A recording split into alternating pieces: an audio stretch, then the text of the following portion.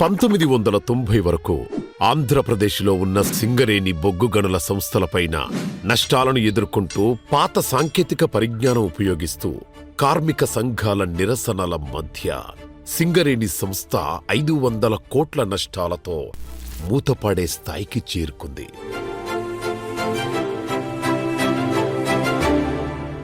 సింగరేణి సంస్థలో పనిచేసే బొగ్గు గని కార్మికులు 40,000కు పైగానే ఉండేవారు. భూమి లోపల ఉన్న బొగ్గు గనుల్లో పనిచేయడం వల్ల కార్మికులు తరచూ ప్రమాదాలలో పడుతూ ప్రాణాలు కూడా కోల్పోయేవారు. కళ్ల ముందే తోటి కార్మికులు చనిపోతూ ఉండటంతో కార్మికులు బొగ్గు గనుల్లో పనిచేయడానికి ఎప్పుడూ భయపడుతూ ఉండేవారు. సింగరేణి కార్మికులకు రక్షణ కల్పించడం ఆ సంస్థకు చాలా కష్టంగా ఉండేది. కార్మికుల ప్రాణనష్టం సింగరేణి సంస్థకు చాలా చెడ్డ పేరు కూడా తీసుకువస్తూ ఉండేది.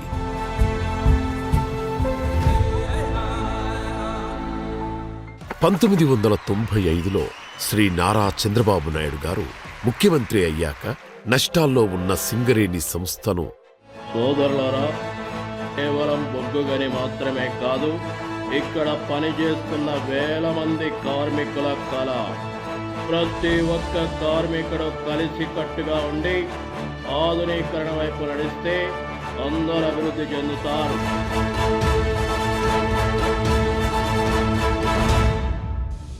లాభాల్లోకి తీసుకొస్తానని సింగరేణి కార్మికులకు ప్రమాణం చేశారు. అది అసాధ్యమని చాలామంది నవ్వుకున్నారు. ప్రతిపక్షాలు చంద్రబాబు నాయుడు గారిని అమలు కాని హామీలిస్తున్నారని ఎగతాళి చేశారు. కానీ చంద్రబాబు నాయుడు గారికి తన విజన్ క్లియర్గా తెలుసు. ఎందుకంటే చంద్రబాబు నాయుడు గారు పొలిటీషియన్ మాత్రమే కాదు, ముందు చూపుతో ఆలోచించే విజనరీ నాయకుడు కూడా. అందుకే చంద్రబాబు నాయుడు గారు ముందుగా కార్మికులకు ప్రమాదాలు జరగకుండా ఆధునిక రక్షణ వసతులను కల్పించి ఆ తర్వాత స్థానాల్లో ఉన్న సంస్థను లాభాల్లోకి తీసుకురావాలని దృఢంగా సంకల్పించుకున్నారు. సింగరేణి కార్మికులు భూమి లోపల ఉన్న చీకటి ప్రదేశంలో పనిచేయడం వల్ల ప్రమాదాలు ఎక్కువగా జరుగుతున్నాయని గ్రహించిన చంద్రబాబు నాయుడు గారు 100 కోట్ల రూపాయలు విడుదల చేసి కార్మికులకు బ్యాటరీ లైట్స్, హెల్మెట్స్ వంటి ఆధునిక రక్షణ వసతులను కల్పించారు. ఈ ప్రమాదకరమైన పరిస్థితిలో పనిచేస్తున్న మీకు హెల్మెట్ బ్యాటరీలు ఈరోజు మీ అందరికి అందిస్తున్నా. ఈరోజు నేను అందించిన కటింగ్ సేఫ్టీ మిషన్లు మీ రక్షణకే కాదు, మీ పనిశక్తిని కూడా పెంచుతాయి. దీనివల్ల ప్రమాదాలు 40% వరకు తగ్గిపోయాయి. చీకటిలో బ్రతికే కార్మికులకు చంద్రబాబు నాయుడు గారు వెలుగును ప్రసాదించారు. ఈ బ్యాటరీ లైట్స్, హెల్మెట్స్ వల్ల చాలా రక్షణగా, భయం లేకుండా ఆత్మవిశ్వాసంతో పనిచేసేవారు.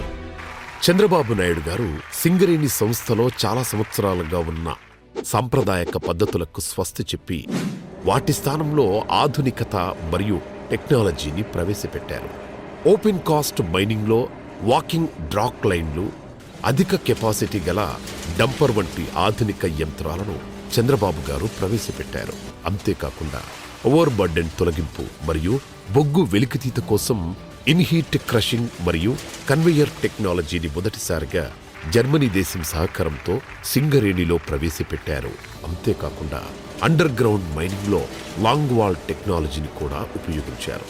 అన్నింటికంటే ముఖ్యంగా చంద్రబాబు గారు సింగరేణిలో ఇన్ఫర్మేషన్ టెక్నాలజీని ప్రవేశపెట్టి పర్సనల్ రికార్డులను ఆటోమేటిక్ చేయడం నుంచి మెటీరియల్ మేనేజ్మెంట్ సిస్టమ్ వరకు ఉత్పాదకతను మెరుగుపరచడానికి అనేక చర్యలు తీసుకున్నారు. దీనికోసం చంద్రబాబు నాయుడు గారు సింగరేణి సంస్థలో 1000 కోట్ల పెట్టుబడి పెట్టేలా కృషి చేశారు. దీనివల్ల అప్పటి వరకు 28 మిలియన్ టన్నులుగా ఉన్న బొగ్గు ఉత్పత్తి 50 మిలియన్ టన్నులకు పెరిగిపోయింది.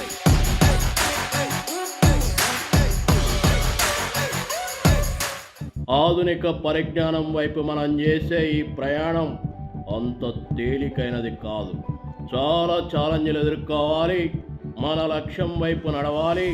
సింగరేణి అభివృద్ధి చేయాలి.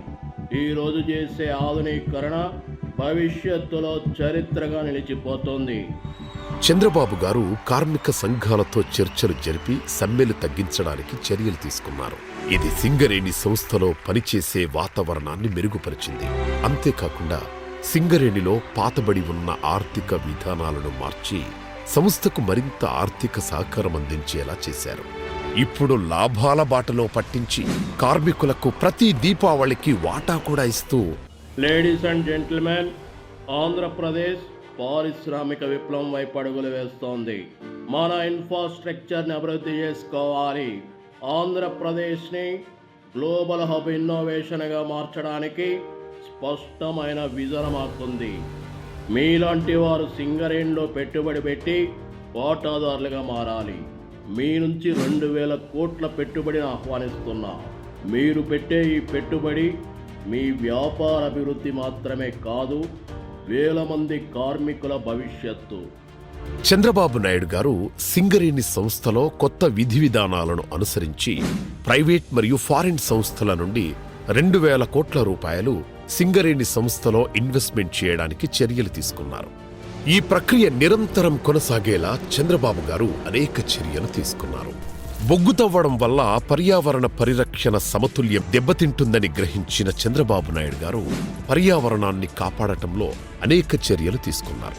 చంద్రబాబు నాయుడు గారు సింగరేణి సంస్థలో తీసుకున్న తెలివైన నిర్ణయాల వల్ల, అంతేకాకుండా సింగరేణి సంస్థ ఉద్యోగులకు అనేక బెనిఫిట్స్తో పాటు లాభాల్లో వాటా కూడా ఇవ్వడం వల్ల ఇందులో పనిచేసే ఉద్యోగులు గౌరవంగా భావిస్తున్నారు.